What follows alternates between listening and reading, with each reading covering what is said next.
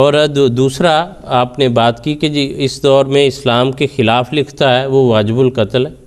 یہ بات بھی جو ہے اس میں بڑی ایگزیجریشن ہے کہ جی اس نے اسلام کے خلاف لکھا ہے اس لیے اس کو فوراً قتل کر دینا چاہیے۔ یا ہو سکتا ہے یہ جو آپ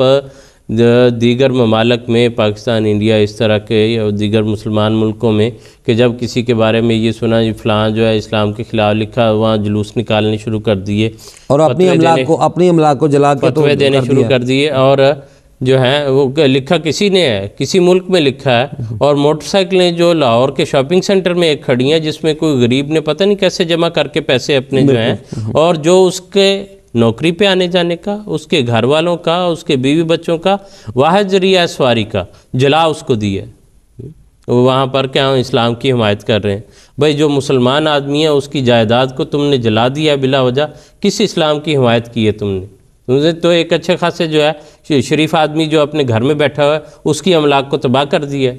اور یہ کہاں کا اسلام ہے؟ جو ہے یہ کون سا اسلام ہے؟ اس لیے یہ بالکل اس کے منافی ہے۔ رہی بات کہ کوئی اسلام کے خلاف لکھتا ہے، اگر تو کوئی وہ دلیل کے ساتھ اپنی بحث کر رہا ہے کہ میں یہ سمجھتا ہوں کہ یہ بات اسلام نے بیان کی ہے وہ درست نہیں ہے، دلیل کو بیان کرنا کسی جگہ اسلام نے روکا نہیں ہے۔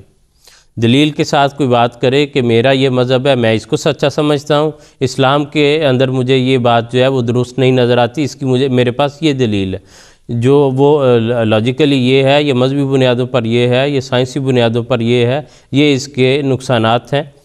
اس طرح سے آپس میں موازنہ کرنا، یہ اگر نہ ہو تو پھر تو کوئی مذہب جو ہے وہ چل ہی نہیں سکتے۔ جو ہے پہلے کا مذہب ہے وہ حد بندی کر دے کہ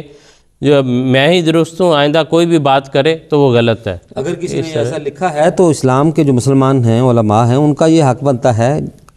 کہ ان باتوں کا جواب دیں دلیل کے ساتھ، دلیل کو دلیل سے توڑیں۔ اور حضرت مسیح علیہ السلام نے یہی بیان فرمایا ہے کہ آج جو ہمارا دشمن ہے وہ دلائل کی تلوار چلاتا ہے، تو ہمارا یہ کام ہے کہ دلائل کا تبر رکھ کے ان کو توڑ کے دلائل کو پھر ہم ثابت کریں کہ اسلام یہاں پہ برتر ہے۔ اور حضرت مسیح موعود علیہ السلام نے تو چیلنج ہی یہ پیش کیا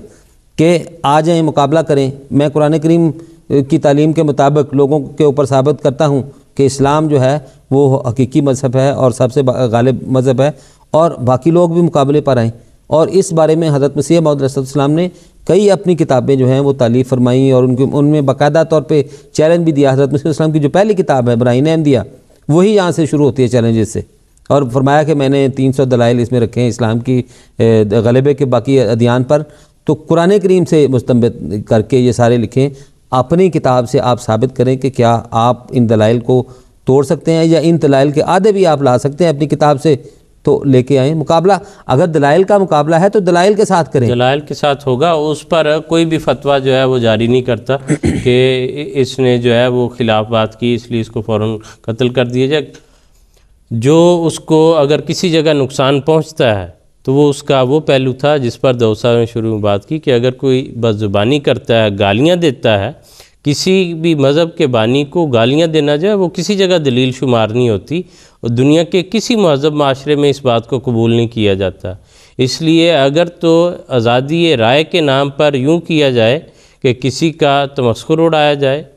کسی کو گالیاں دی جائیں، اس کا کردار کشی کی جائے، تو یہ دنیا کا ایک عام آدمی جو ہے اس کو بھی حق حاصل ہے کہ عدالت میں جا کے یہ جو ہے وہ دعویٰ کرے کہ حق عزت کا جس کو کہا جاتا ہے کہ میری جو ہے بلا وجہ جھوٹ بہتان باندھا ہے،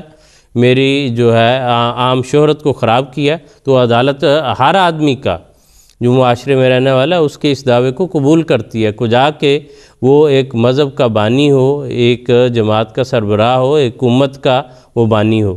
اس لیے اس کا تعلق اور پہلو سے ہے۔ جہاں تک دلیل کی بات ہے، وہ اسلام منع نہیں کرتا کہ کوئی جو ہے وہ اپنی دلیل لے کے آئے، بلکہ اسلام تو طلب کرتا ہے کہ ہاتھو برہانکم ان کنتم صادقین، اگر تم سچے ہو تو اپنی دلیل لے کر آؤ، تو دلیل کے ساتھ جو ہے وہ بات ہوگی۔ اور اسلام نے اپنی حقانیت کی جو ہے وہ سب جگہ پر دلائل پیش کیے ہیں، اور دلیل کے پیش کرنے پر کسی جگہ بھی جو ہے وہ قتل کا فتویٰ جاری نہیں کیا جاتا۔ جب یہاں مغرب کی دنیا میں نعوذ باللہ من ذالک حضور صلی اللہ علیہ وسلم کے توہین آمیز خاکے بنائے گئے،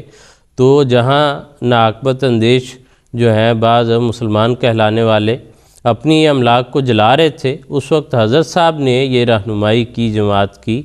کہ اس کا جواب لکھیں۔ حضرت صاحب نے یہاں بیٹھ کر ساری دنیا کے لیے خطبات دیے، حضور صلی اللہ علیہ وسلم کی پاکیزہ اور مطہر سیرت کو پیش کیا۔ وہاں جن لوگوں نے یہ کام کیا تھا، جن اخباروں میں شائع ہوئے تھے،